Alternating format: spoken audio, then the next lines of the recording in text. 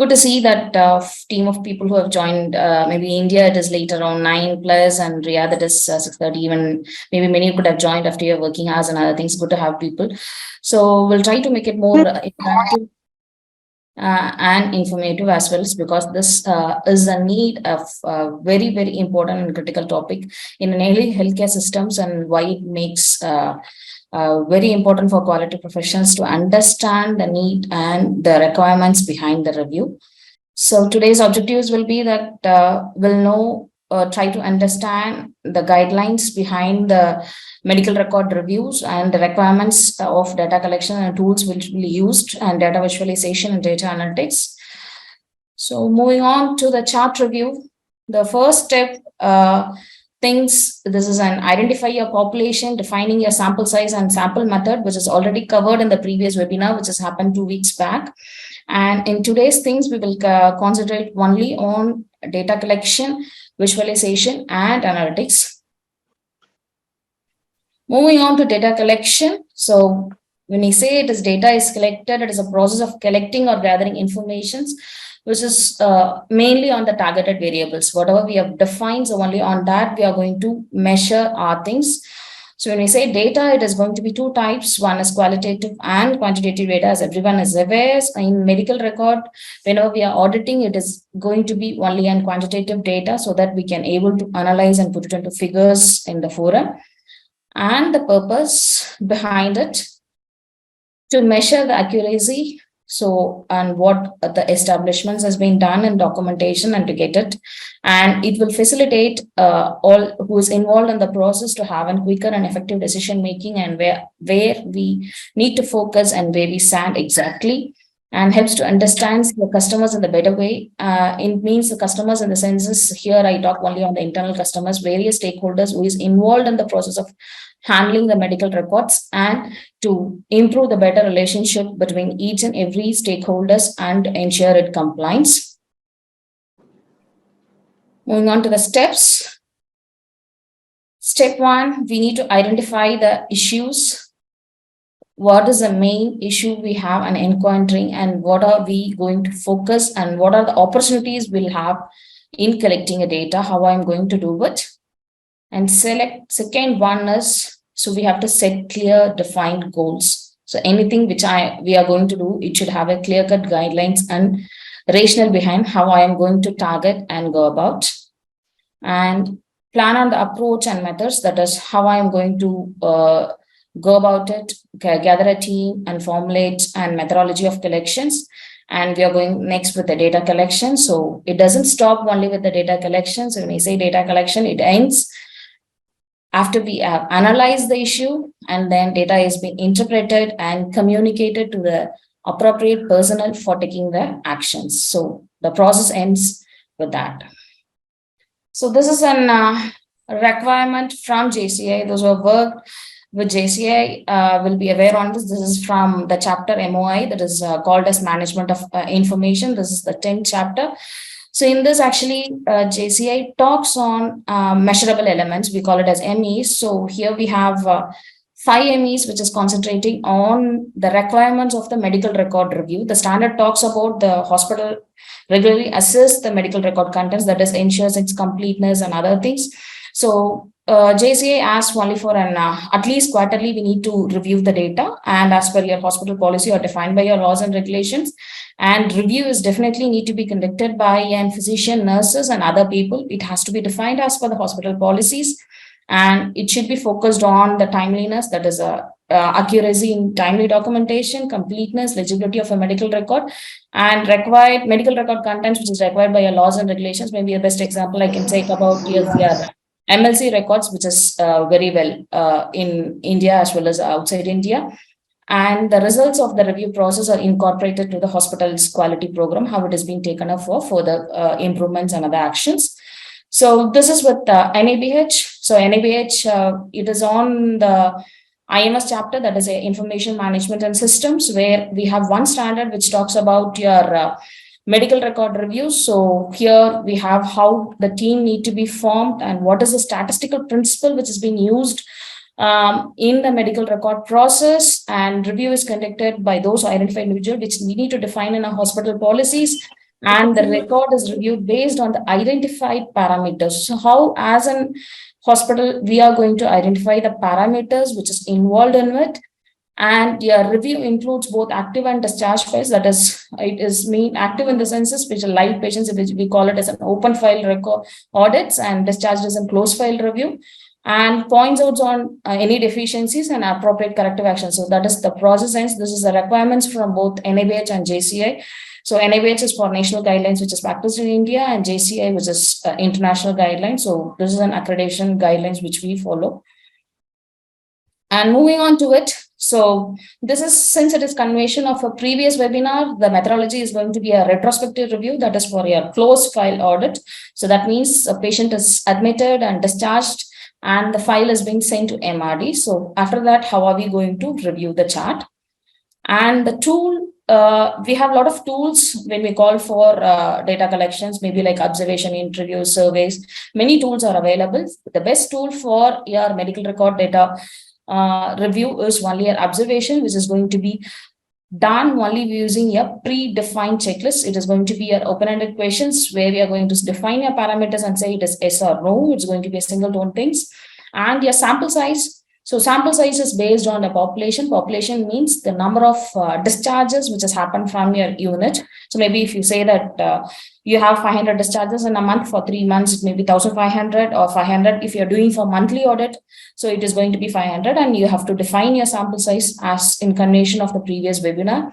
And the methodology, it is stratified random sampling, that is in the census, to have a little stressing on it. So it is in the census. So for example, if I say that I have 500 discharges in a period, so my population, I have various specialities. So like I have an OBG, I have cardiac, I have transplant, I have oncology, I have pediatrics, I have newborn. Like that, we have a lot of specialities in the hospital. So I need to ensure that the sample has been collected from all the specialities so that I'm justified in doing an audit.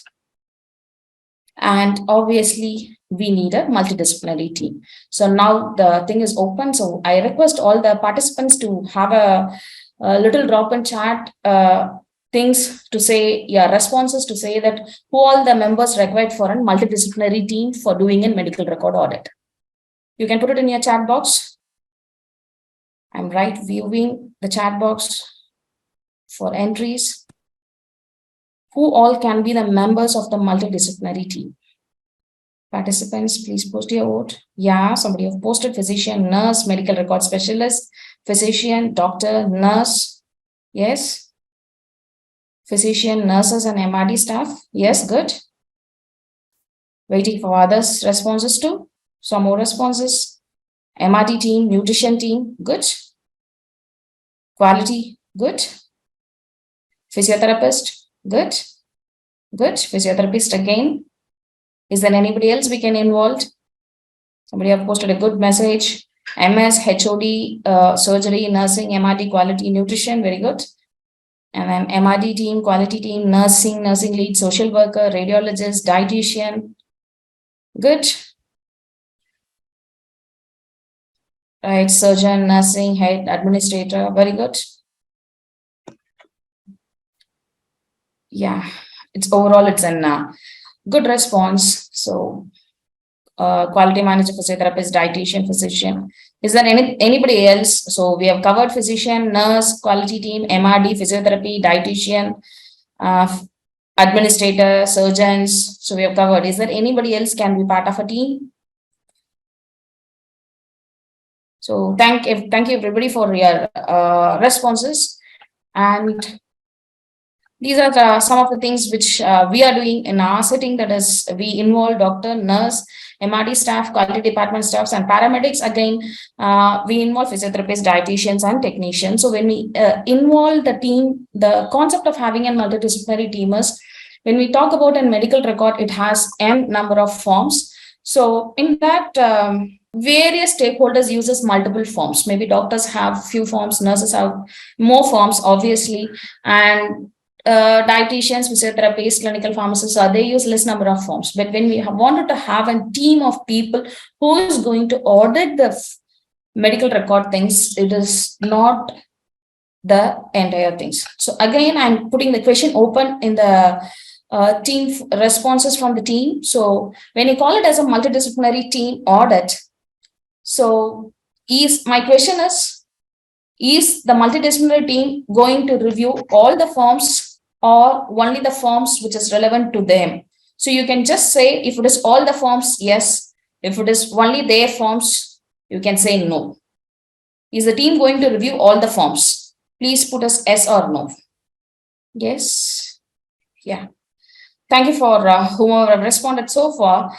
So the requirement here is when I'm doing the concept actually still lies as a challenge between many hospitals, and it is not clear among even the many professionals who is working.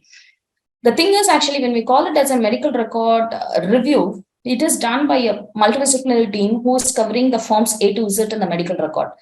And many hospital has this practice saying that they understood the requirement behind the medical record review. Actually, in medical record, we have two processes. One is actually closing the discrepancies in the medical record. Another one is I'm doing an audit. So many who have said no have understood that. So medical record is doing an audit and they are marking and keeping wherever there is a deficiency. So doctor goes and completes doctor's form, nurses goes and completes their forms, physiotherapist completes their forms. That is not is your medical record audit. This is only the correction of deficiency or closing the deficiencies which has been left unattended or which has been missed during a real-time documentation. Somebody is helping you to correct your mistakes. But when you call it as a multidisciplinary team audit who is going to review the medical record, it is ultimately the team who is going to review the entire A to Z forms and they are going to score the criteria of the things. So whomever has any controversies, anybody wants to ask me any questions, I'll be able to answer. So this is an ultimate thing. So it is whomever may know, please have a discussion with your MRD team or with your quality team to much more to understand the concept of a medical record review process and your deficiency correction process. Both are extremely different genre. Moving on to the checklist development. So I've told that we are going to review your checklist, which is going to be a detailed tool. So moving on to the checklist. So how I'm going to develop a checklist? I should know the objectives on what I'm going to check in the forms. So if I say for medical record, maybe if you take some 10 to 20 or 30 forms, I can say for minimum, I can say. But if you take a large scale hospital with multi specialties of having everything A to Z of all specialties, starting from oncology, transplants, pediatrics, newborns, and other things, your forms are going to be definitely diverse. If it is going to be single specialty, obviously we can restrict your forms up to 10, 15, or 20 max. But if it is going to be multi-speciality, it is going to be really challenging for the team working in that institute to be going about. And we have to list out the parameters which is going to be checked in each and every form. So that is the ultimate challenge for the person who is going to develop a checklist. So I'll just share some guidelines from the JCI, because from NABH actually it doesn't say any guidelines on the medical record review process as such. It says audits and other things, but it is not giving you any hints on saying that how to develop a checklist and audit tool going about. So I'll just share some things on how to develop a checklist based on the recommendations from the JCI. So this is visible. This is actually taken from the JCI survey process guidebook. So which actually used by the surveyors. It is NABH, we call it as an assessor, JCI, we call it as an surveyors. So it talks about many things actually. So this is on the closed file medical audit record review. So this is how they select minimum for 5 patients and then they take an aggregate of the documentations. I just zoomed it for everybody to have a better visibility. So I'll just run through it because it will take a long time for you to understand, because the requirement itself is close to 20 pages actually. This is only a gist of it. So if I say that, yes, it goes chapter wise. If I talk about this first, it says on false screening, JCA guidelines on the requirements of few major important parameters which need to be. So I highlighted few points for easy understanding from the team. So it says something on your, I'll just go only with the highlighted points because for understanding it for time constraints and other things. It says on your fault risk assessment, an appropriate tool is used for fault risk assessment, and we are doing reassessment at predefined intervals, and even OP patients to be screened for risk of falls. And patients in ER should have an recognized triage process. That is, we should use an evidence-based triage scale. And if you see on patient family educations, the educational needs are assessed and documented, and care plan to be documented within first 24 hours. That is, initial assessment should result in a care plan and should be completed within 24 hours. And if a patient is going for surgery, it should have a brief note on the need for surgery and a preoperative diagnosis, which is indicating for surgery. And it is something peculiar requirements. If a patient is going to stay in a hospital for more than 30 days, your initial assessment should be repeated and there should be a minimum contents. And if it is preoperative medical diagnosis should be documented for us before surgery, and pain assessments and reassessments and appropriate scales used for pain assessment. And this is on discharge planning. This is both in NABH and JCI. That is on whether the discharge planning has to be done in the time of yearly, in the time of initial assessment itself. And care plan is actually to be developed, individual care plan based on the patient condition, and the care plan need to be updated, modified, or revised based on the clinical condition of a patient. And the plan of care is being evident. This is not only the care plan is evident in the medical record, this is also need to be communicated to the patient family, and we should also take an effort to prevent suicidal risk and ideations for a patient. So we should have some assessments.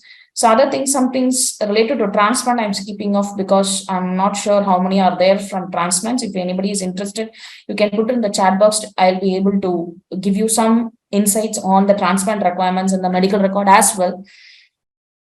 And so it says that the medical record should always say who is the responsible physician. That is, obviously we say it is who is a primary physician or who is a consultant who is required for it. And if there's a surgical patient, it also says monitoring is done at a predefined intervals, at a fixed interval. Actually, we could say that. So as per your hospital policy, it should have fixed intervals, maybe 10 or 15 minutes. That is the maximum time period permitted. And for post-op, it should give a plan of care, what need to be done in the post-operative period. And some of the other things like anything before your concerns, anesthesia and surgery, you should have your things. So this is all again on your transplant requirements. And something on your medication things, if it is a verbal order or a critical alerts, how it is being captured, and what is of documentation requirements for your turnaround time for your critical alerts and the verbal orders, how it is being documented.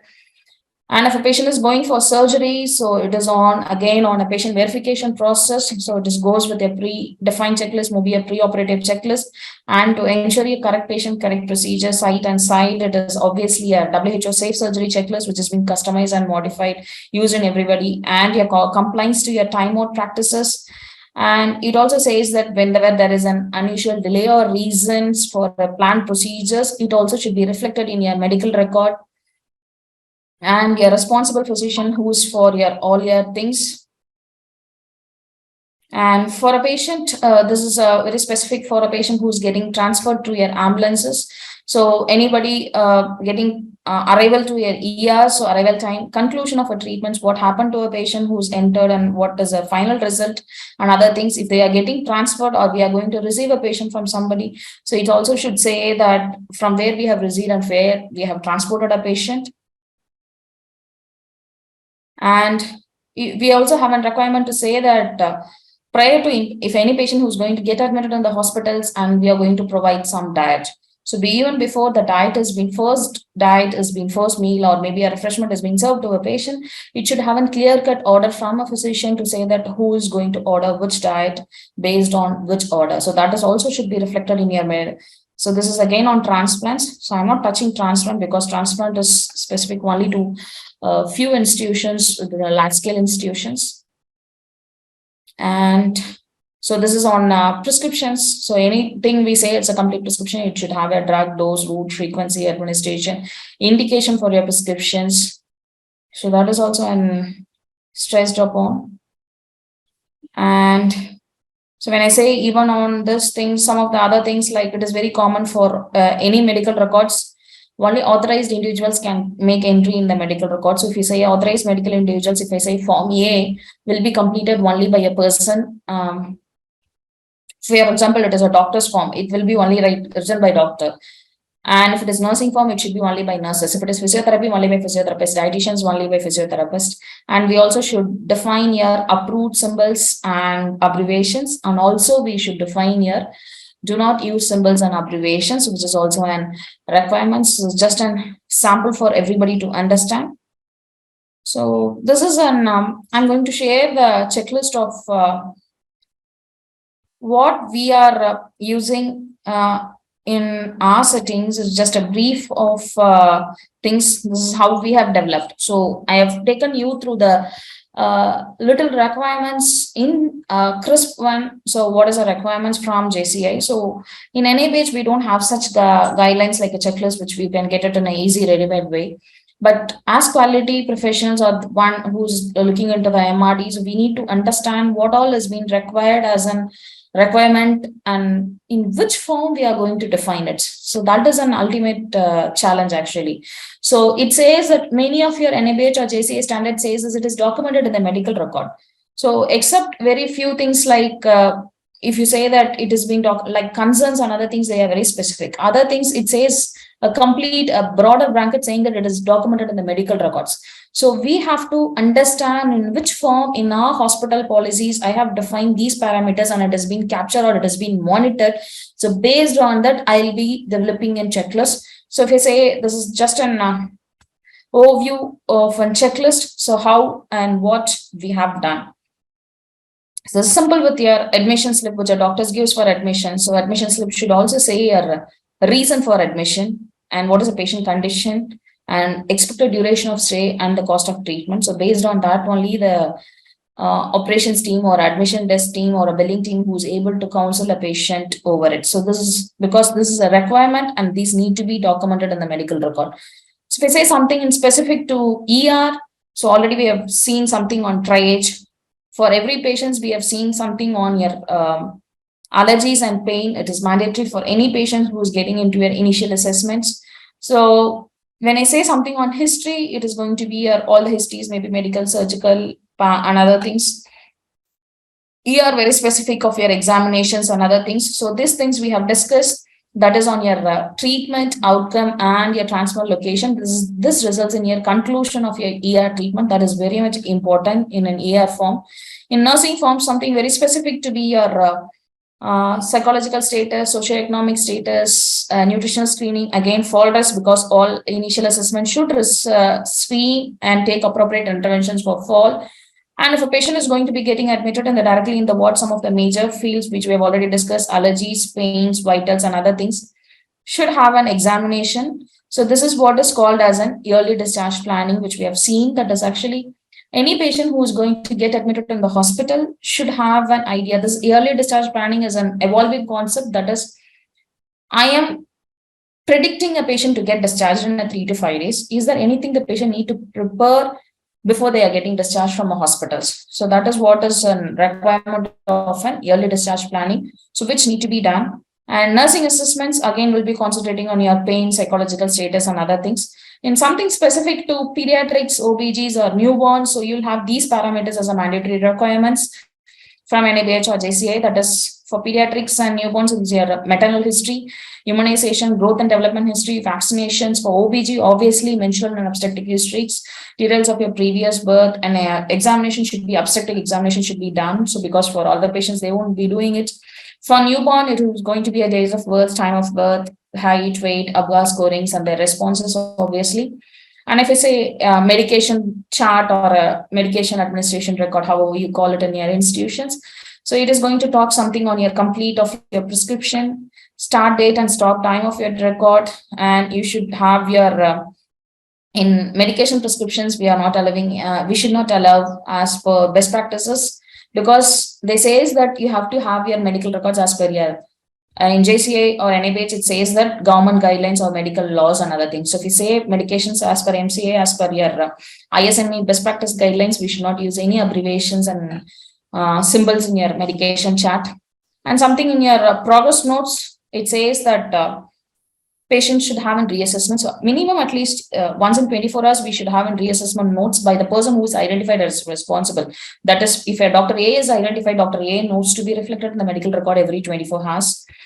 So that's in requirements. So if a patient has been referred from specialty for cross consultation referrals, so we also give a Dr. A is referring to Dr. B. It also should have a separate form or maybe in a form, but it should specify your reason for referral, type of referral, and your urgence. So anything we talk on consent forms, it should say concern. So many hospitals will have a validity period for your concern, and concern should not have your any short forms. Any concerns, we call it as it should have this as a mandatory field: risk, benefits, alternatives, and complications, which is going to be expected out of your procedures and your surgeries. And it also, some of the things, this is very specific, like if I'm going to have a concern for a long time, it should also have a specific validity period, and it also should be endorsed by a patient during every visit. So this is an NA-based requirements. And something on ISBA, that is a tool which is used for a handover, which also should say. And something when we call for anesthesia record, it may be overlapping between institutions for anesthesia record, OT notes, and other things. So you will have anesthesia record should also have your pre-op assessment, pre-induction assessment, intraoperative monitoring, and goes with your post-op monitoring. That is a requirement for any patient who is undergoing anesthesia or sedation. It should also talk about your things very specific on your airway scores, ASA gradings, and what is the pre-operative planning done on your pain management, your anesthesia, ventilation, other things. So it is actually even a requirement to say that patient has been that is how they call it as it's a mandatory indicator which has been monitored for both NABH and JCA thing is any unplanned ventilations or adverse anesthesia events or something which has happened. So we have to compare only with the pre-op and post-operative things which has happened to the patient. So until unless it is documented, it cannot be captured. And in intra-op, so again, monitoring frequency and other things. Is there any critical events, blood loss, and other things will be there. And patient should have an pre-op orders, so which will be given by anesthetist and surgeon, should have some specific requirements. And in operation notes, it should say something on pre-op diagnosis, post-op diagnosis, and if there is any specimens and perioperative complications. So these things may be like OTP, anesthesia, operation notes, these things may be changed between institution to institutions, but the parameters remains the same. And even in intraoperative nursing records, we capture implant details. Any patients undergoing implants, it should be part of a medical record, as well as this also should be part of a discharge summary. And PACO in the sense is post anesthesia care unit record, where the patient need to be monitored, and surgical safety checklist, all parameters, that is sign in, time out, and sign out to be completed. And if a patient is going to be on blood transfusion, it should specify on your durations and other things as per your hospital policies. And if a patient is going to be transferred from one area to another area, how safe transfer is being documented and evidenced, how it has been done. Even medication reconciliation also to be part of your in-house transfer document, because this is also a requirement from NABH that medication reconciliation also occurs between your shift change, handovers, also from your transfer of patients from one area to another area. So that is also in requirements.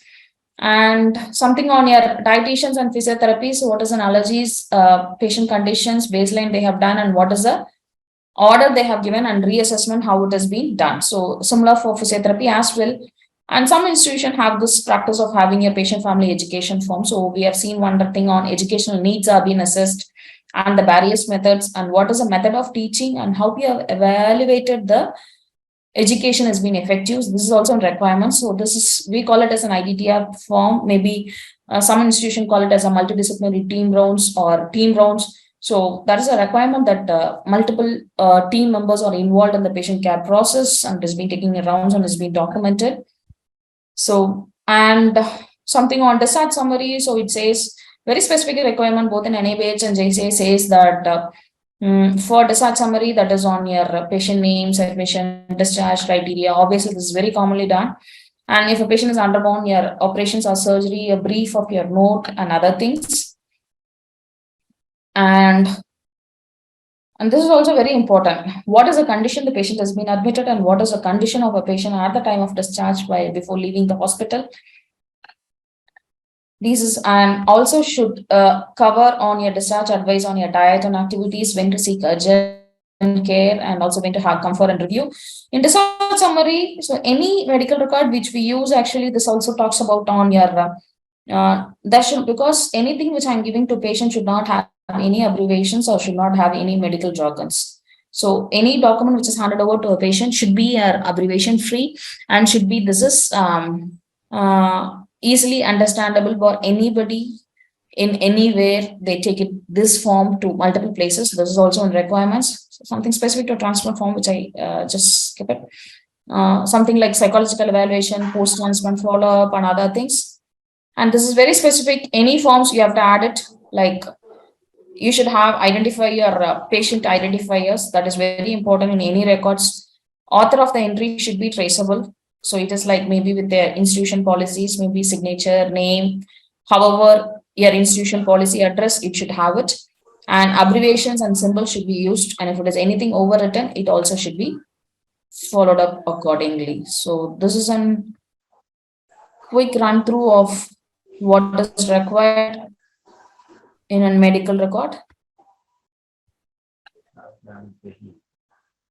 So moving on to the next thing on data visualization. So this, once the data is being collected using that, so we are going to visualize it. Is simply an analysis of it.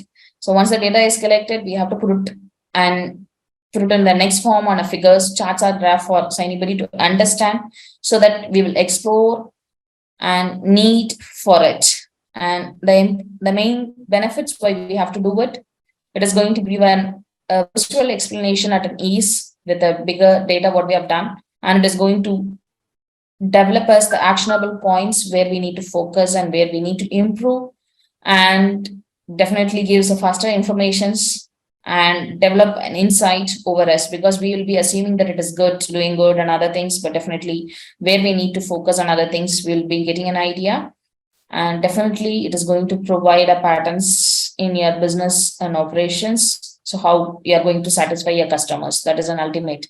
And the beauty of any of the data you collect is here, ultimately here you are going to diagnose. So anything you call it in a medical field, diagnosis is, there are a lot of problems, but when you call it as a diagnosis, it is going to come and stand on a single point to say what is my problem and what is my line of management for it. So that is what data analytics is going to do for you.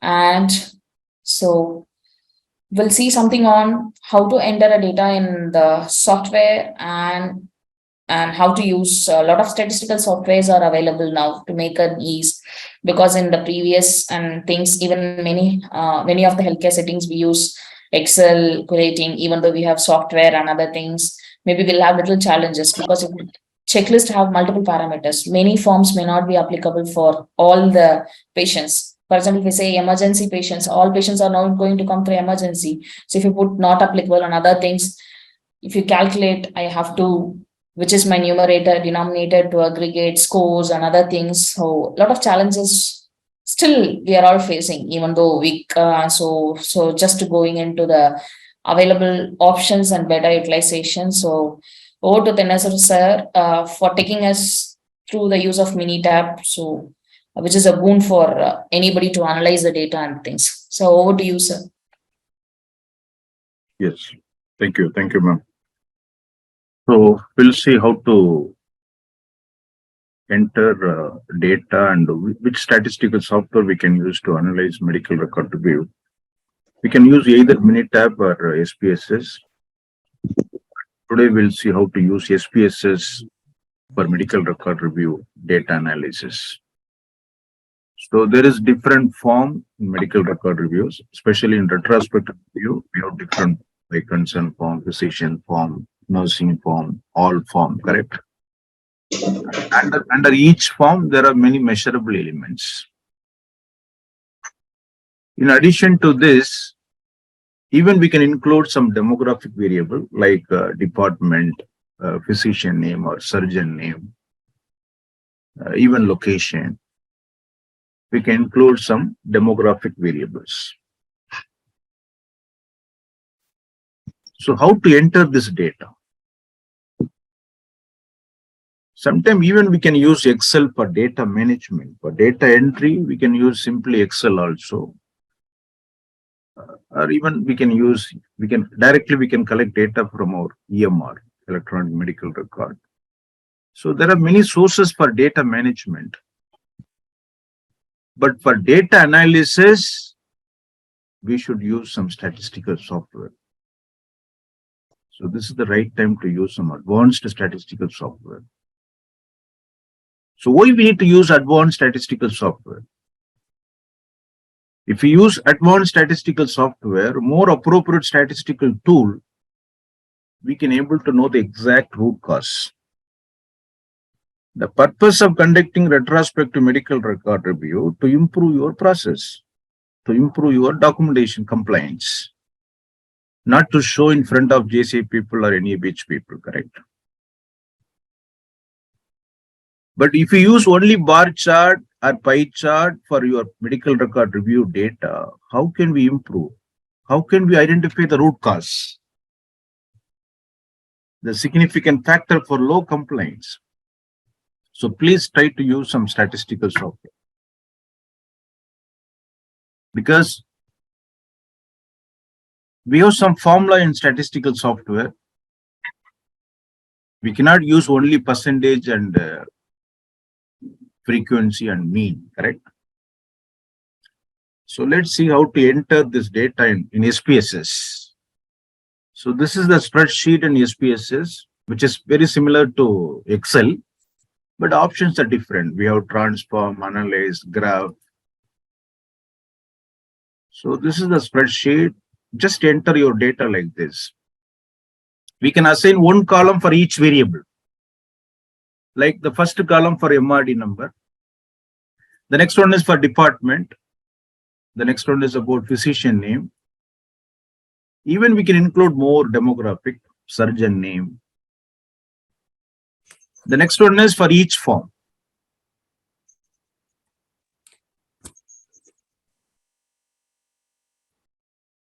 So what is the next column? This is for each form, as well as for each measurable element. So for example, I have only 3 measurable element under consent form. So CF1, what is CF1? The first measurable element under consent form. What is CF? We can create some code. So no need to enter the full term, consent form, measurable element 1. We can create some abbreviation or code. Then what is CF2? This is the second measurable element under consent form, and similarly this is third one. And this is for physician form, measurable element 1, 2, 3. So this is just a sample. I took only sample.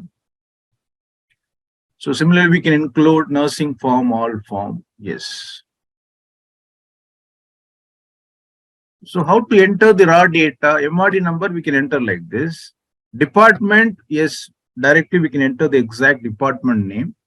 Or even we can create some code, like 1 is cardiology, 2 is nephrology, 3 is equal to surgery.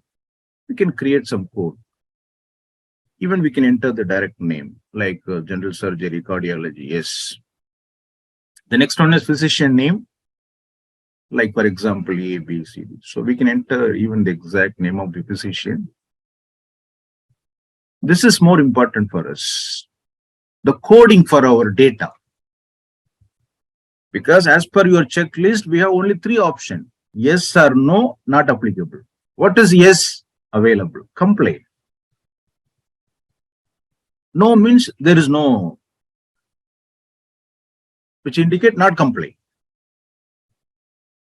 So not applicable, actually we should exclude from the calculation of percentage. So what we need to do for data entry, just enter 1 for all yes. Yes means comply. Available. So we can create code, standard code. So 1 means yes, 0 means no. And what about for not applicable? Just keep it blank. Or we can enter some code like 9 or 8, different code. But in SPSS, we can keep it blank. But if you are going to use Excel for data entry, we can create some other code also, even 2 or 3. But in SPSS, just enter 1 for yes, 0 for no, and empty cell for all non-applicable cases. So this is what we need to do for data entry. So we can enter for each and every record. So this is the response from our first record. This is the response from our second record. So rows are cases. Cases means records. So if we suppose if we got 100 records, we can enter 100 row. And these are all the variable. We can include multiple variable. There is no limit. Even if you have 200 variable, we can include all. So after entering this, even if you're going to enter, if you're going to use Excel for data entry, we can enter in Excel. After completing data entry, directly we can export to SPSS. So this is also possible. So always no need to enter in SPSS. So after data entry, what we need to do for this? Actually, why we need to use SPSS? Even we can use some other software, because now we have many things in the market, automatic process. Simply we can use some other software, correct? But why we need to use SPSS for this analysis? This is more specialized software for statistical analysis, not only for percentage and bar chart. Here we can do basic as well as advanced statistics. Even from this, we can do research also. This is acceptable, internationally acceptable statistical software. Even if you are going to publish this as research paper, we can include in the methodology about SPSS software. But if you mention about Excel or some other thing, sometimes they will not accept for publication. But if you mention about SPSS, definitely will get acceptance from the journal, because this is more standard statistical software. So let's see what are things we can do after data entry. How to visualize. How to visualize. Because the title for our today webinar, we need to know how to visualize and how to analyze. You know, after data collection, after data entry, there are two things we can do as per statistics. One is data visualization and another one is data analysis. What is actually data visualization? Presenting your data by graph. Why we need to present our data by graph? This is not to see the root cause, correct? If you present your data by bar chart, is it possible to know the root cause? No. Is it possible to identify the source for variation? No. After presenting data by bar chart or pie chart, is it possible to recommend action to improve medical record compliance? No. These are all we can do just to get certificate from JCI.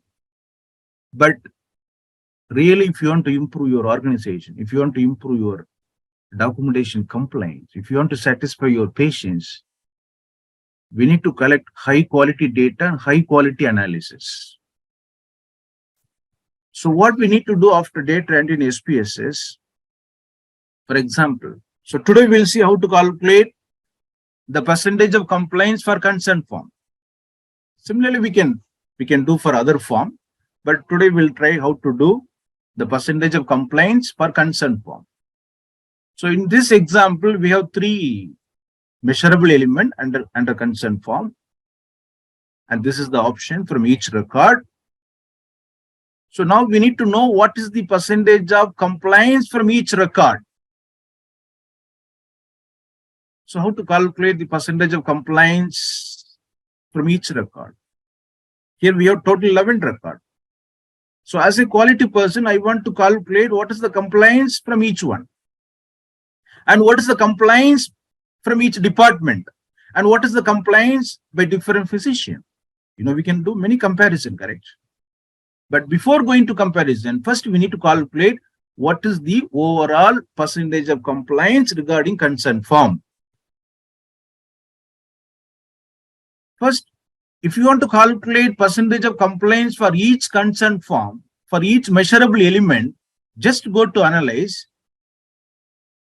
then choose descriptive statistics, then click frequencies.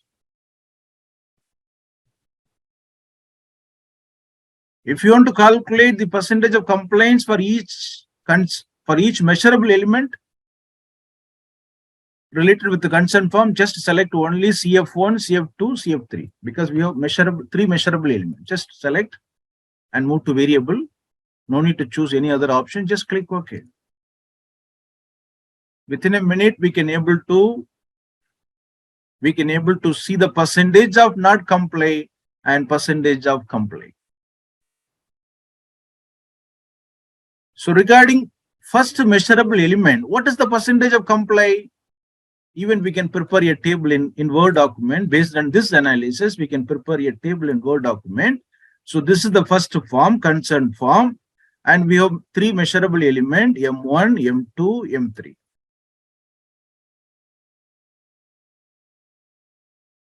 I know if you use some online software or some other software, everything we can able to get within a minute.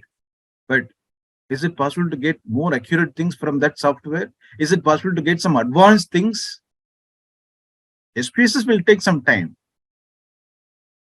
but only one time. If you do like this at the end of first quarter, second quarter, third quarter, fourth quarter, simply we can update. No need to do again. So this is about the measurable elements. The next one is we need to write what is the percentage of.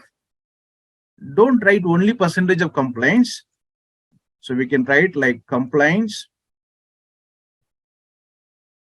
number in bracket percentage.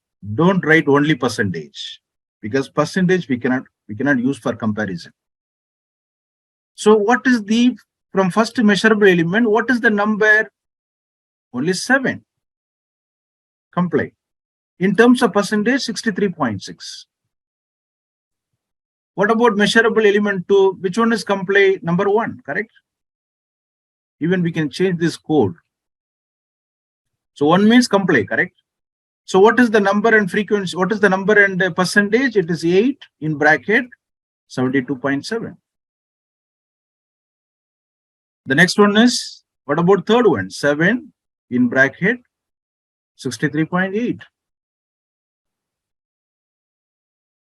So what is the conclusion about this analysis?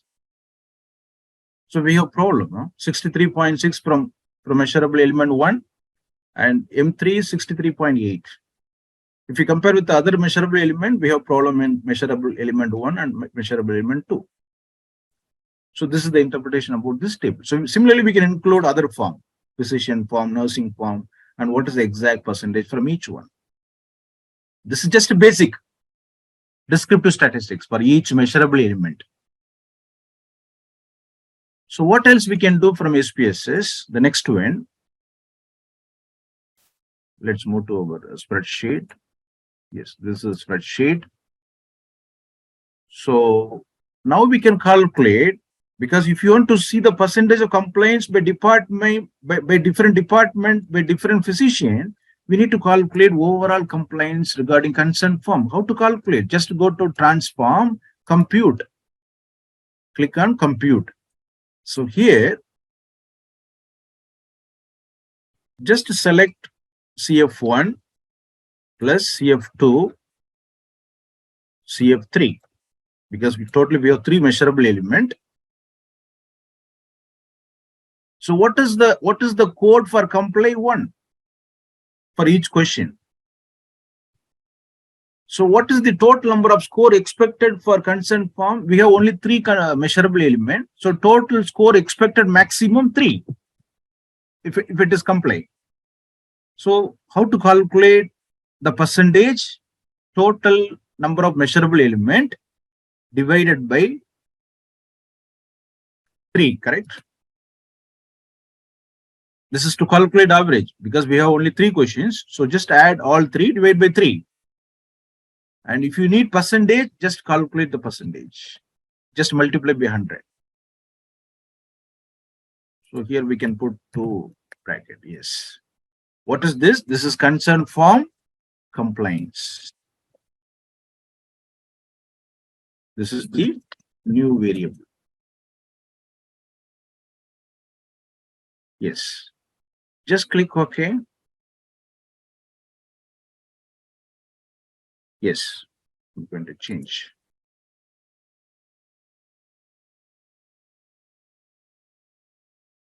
See? This is the calculated compliance from each record.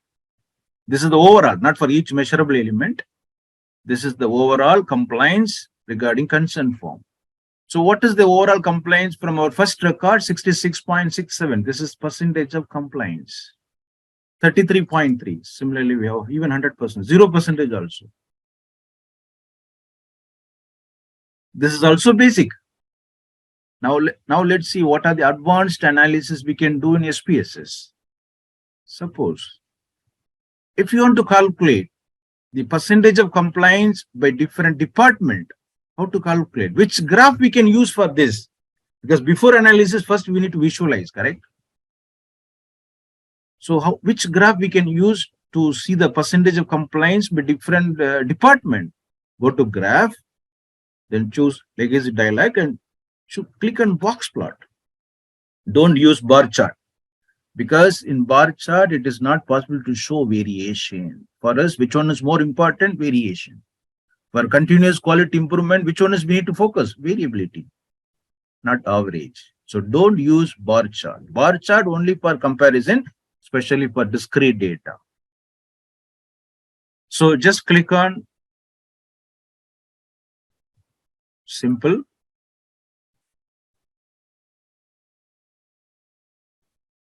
Then choose the second one.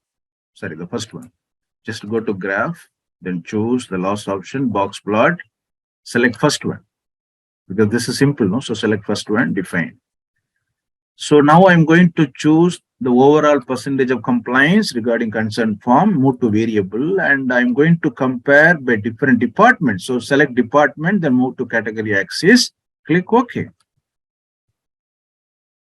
So see the box plot. So you know the advantage, the feature from box plot, we can show variation as well as average. If you present your data by box plot, there are 2 things we can able to show. One is median as well as the variability. How to interpret this box plot? See, this is the maximum number. This is maximum number. This is minimum.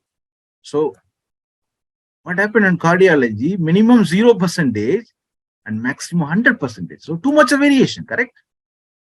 See the difference between the lower and upper value, 0 to 100, too much. But what happened in ENT? ENT minimum, how much? Almost, I think it is 75. And what about the maximum? 100. So see the difference between the lower and upper, very less compared to cardiology, correct? And what about surgery? Similar. So what is the conclusion about this graph? There is no difference between ENT and general surgery, but we have problem in cardiology. It is more away from other 2 departments. If we compare all 3 departments, ENT and surgery, both are overlapping. Both are same. Even there is no variation. This is very important for us. There is no variation because the minimum number is 73 and maximum number 100. But in cardiology, too much of variation. So we need to know what happened in cardiology. Where is the problem? Is there any problem from different physicians? So the next step, we can calculate the percentage of compliance by different department. So how to calculate?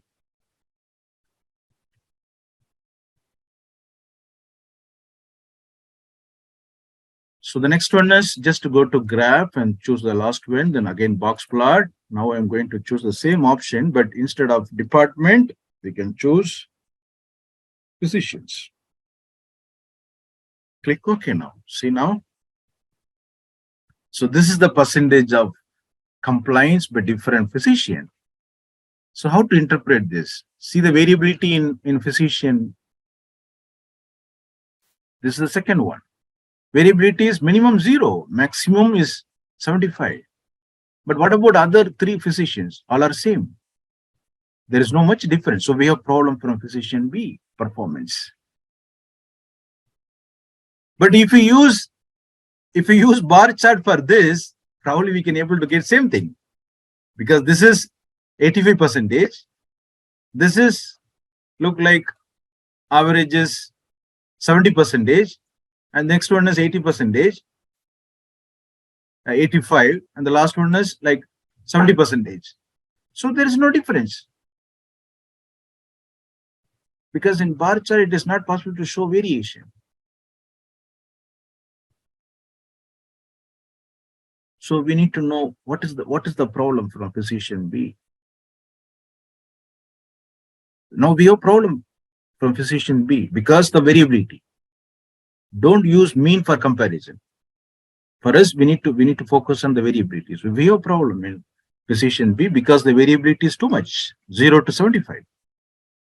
But whereas A, C, D, just 65 to 100, 65 to 100, and this is almost 70 to 80.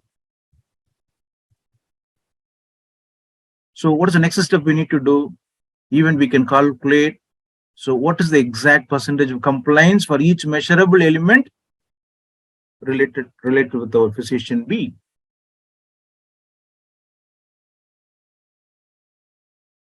So this is just a graphical representation. Even if you want to do some analysis, these are all visualization. But how to analyze this data? Which tool we can use to?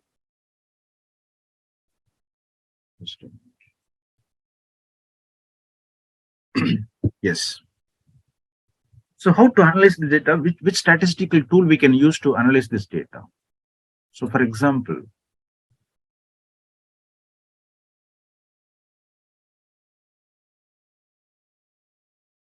in addition to graph, we can do some advanced analysis. For example, if you want to check, is there any significant difference among the department regarding consent form compliance? So how to check the significant difference? So just go to compare mean, then choose one-way ANOVA. This is more appropriate because we have more than one department. So just click on the compliance and move to dependent list, and factor we can choose is the department. But before going to that, we need to convert as numerical data. So where is that data? Just open our spreadsheet. So this we need to convert as numerical one. So how to convert? There is option for conversion. Just go to transform and automatically code. Choose both department and physician, and then select first one. So I'm going to create code for this. So department code, automatic code. Then select physicians.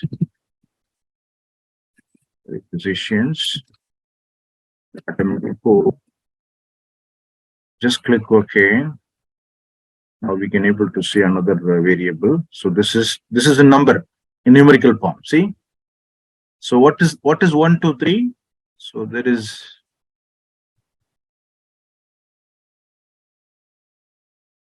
See, this is the code. So what is 1, 2, 3? 1 is cardiology, 2 is ENT. So everything we can able to get from SPSS. 3 is general surgery, and this is the code for physicians. Okay, now we can compare. Just to go to analyze and compare mean, choose one-way ANOVA, and then click compliance regarding consent form. Then choose which one? The recode, code, department code. Then click options, select descriptive statistics, continue, then click OK. See, this is very important for us. See, this is in number. This is more accurate. So what is an average percentage of compliance from cardiology department? 53, ENT 75, General surgery 83 point, and this is overall. And what about the p-value, which is more than 0.05? So there is no significant difference among the department. Actually, we got why we got like this because of the sample size. Because here we took only 12 sample, no? So it will affect the p-value. So probably if we choose 100 sample or 500 sample, we can able to get the exact p-value. But for this analysis, what is the conclusion? As per box plot, we got some difference, correct? Graphically, we got some difference, but mostly graphical representation gives rough idea. We cannot use graph for the root cause analysis. If you want to know the root cause or contributing factor, don't use graphical representation. Graphical representation we can use to diagnose your data, just to see what is going on in the data, just to see the pattern, just for understanding, basic understanding. But for action plan, for quality improvement, how can we focus on only graphical representation? No. So we need to use some statistical tool for the testing of significance. So what is the conclusion about this analysis? Regarding consent form compliance, the calculated p-value is more than 0.05, which indicate there is no significant difference among the department. So no need to recommend action plan to improve cardiology or ENT or general surgery, because there is no difference. So even if you want to compare, if you want to check the significance, or if you want to calculate the p-value among physicians, so just go to analyze and compare mean, choose one way ANOVA instead of department code. Now we can choose physician code. Just click and click OK. So what is the p-value now? Again, it is more than 0.05, correct? See? So what is the conclusion? An average compliance 83. For physician A, physician B, very low. But the p-value is more than 0.05, which indicate not significant. So why we got like this? Even though the compliance from physician is very low, but the p-value is not significant. Why? Because of the sample size. That's why we need to choose optimal sample size. If you choose sample size as per your convenience, it is not possible to get the more accurate things. It is not possible to provide solution to the whole organization. We cannot represent our solution to the whole population, please. There is strong relationship between the p-value and sample size. If you choose optimal sample size or more appropriate sample size, we can able to get the exact p-value. So this is the problem. But as per this analysis, even the p-value is more than 0.05, which indicate there is no significant difference among the physician. But if you focus on only bar chart or box plot, what you will do? We'll get biased things, inappropriate things. But if you do some advanced statistical analysis, so probably we can provide more effective and efficient action plan. We can reduce underutilization. Still we have some underutilization and overutilization, even in quality practice. Why we need to recommend action for each and every process? Why we need to conduct PA project for each and every problem? If you collect high quality data and if you do proper analysis, most of things we can able to solve. Just by doing analysis, most of things we can able to solve.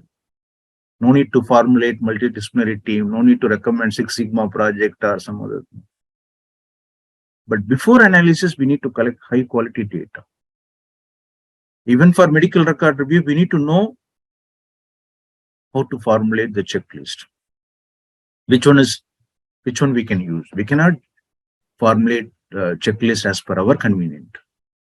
So we need to use some standard checklist, please. So use, because if you need high quality data, if you want to know the exact percentage of compliance regarding medical record review, please try to use standard checklist.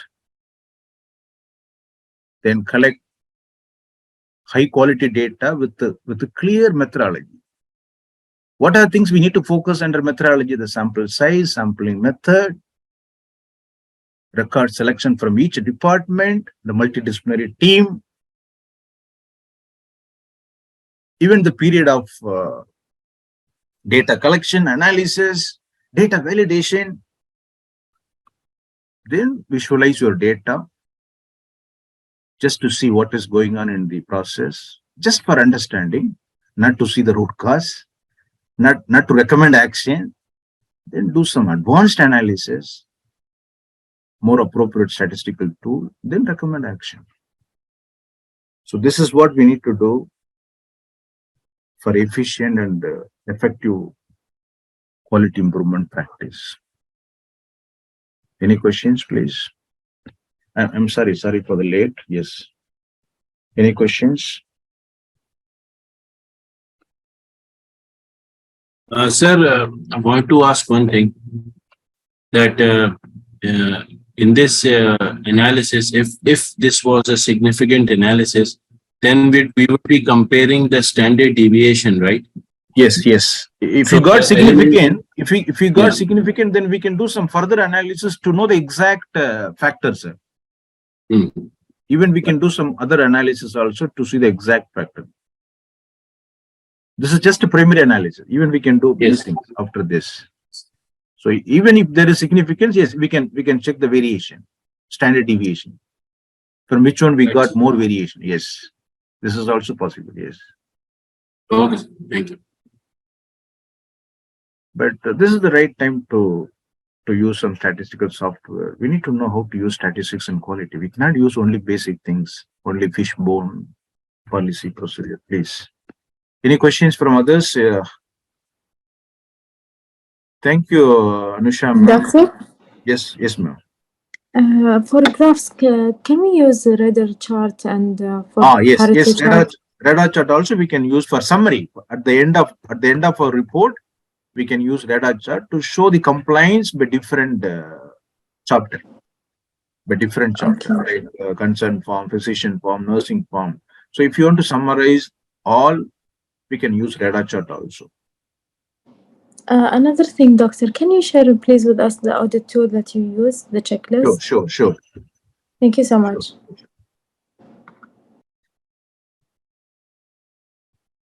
Any other questions? Yes, Anusha, Yeah. ma'am.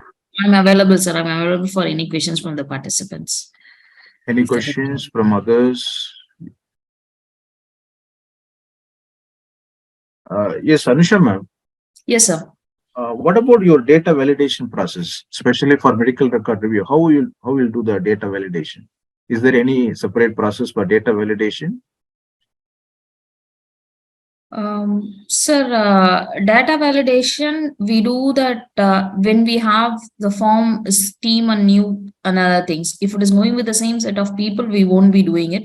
And we consider data validation when we find there is an unusual trend. So as per our policies, whenever we have an unusual trend or when the process is getting changed, maybe like we are moving from one or we are doing it in online form or maybe like a Google Drive and other things, something we have changed the process, we have done it, sir. So other than that, times we haven't done data validation. Okay. For data validation, we take only the pilot samples from the populations which we have defined and then we go for it. We won't do the entire population which we have done the audit. And what about the timeline? Is there any standard timeline for the data collection and analysis regarding medical record review? Whether we need to review this daily, on a daily basis or quarterly once? So what is your practice? Sir, actually, if you see for NABH guidelines doesn't give a definite timeline, sir. But if you see JCI, it says that you have to go for a quarterly review. You have to minimum concentrate at least 5% from your screening populations covering all specialties.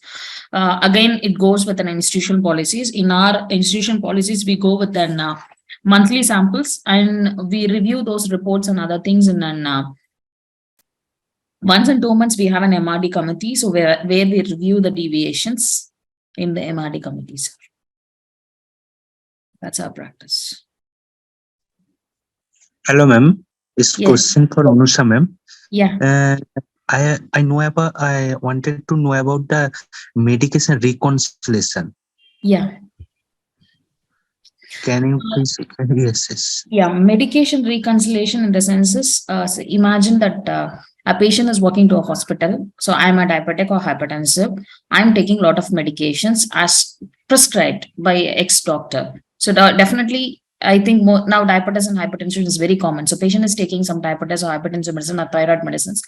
Patient is admitted to the hospital. So medication reconciliation in the sense is, so we are collecting a history from a patient. So there are possible ways actually. The best way is actually I'm collecting best possible history from a patient, maybe from a patient or relative. I'm getting to know that what are the medicines they are taking in, or from a previous prescription. They have a prescription of things which is given by a previous doctor or previous discharge summary, or if it is in a patient portal or some advanced systems, I'm taking some history to know that what medications the patient is on.